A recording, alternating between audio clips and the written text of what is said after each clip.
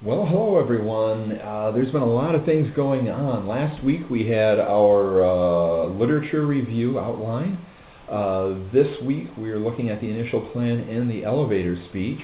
By the way, I hope you all had a chance to take a look at the graduation videos. It really is a great celebration, and I hope that someday you get to be in one if you did not get the chance.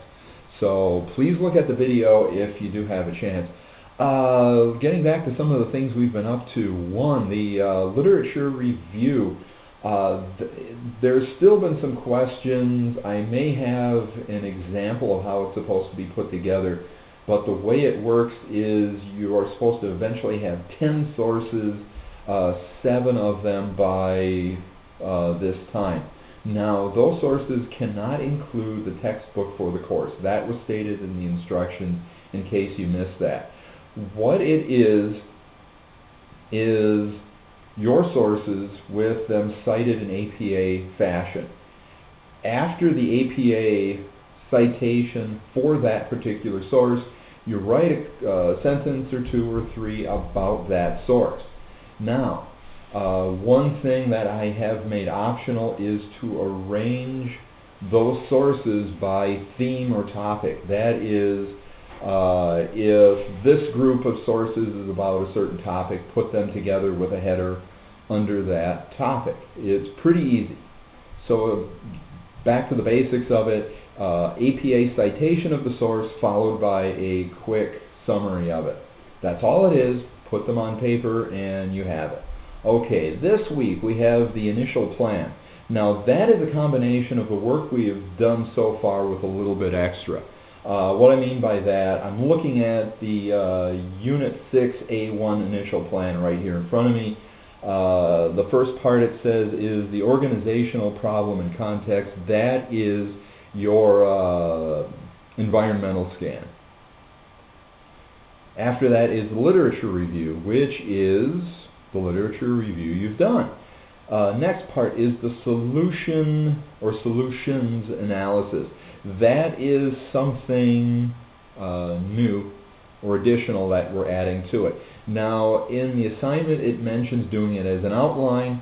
Well, it may be easier for you to use the documentation you have so far and then fill in those portions on the solution analysis.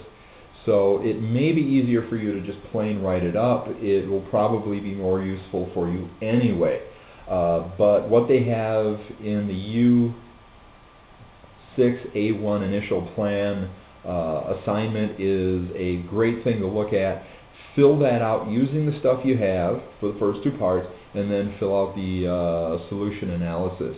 Again, it may be easier for you to just fill it out and not do it in an outline form. If you have any questions, please contact me about that. Now, the other thing is the elevator speech, which is a quick 30-second, 1-minute speech in case you happen to run into a very important stakeholder, owner of the plan you're planning to propose. Now, what would be, some say, a pitch.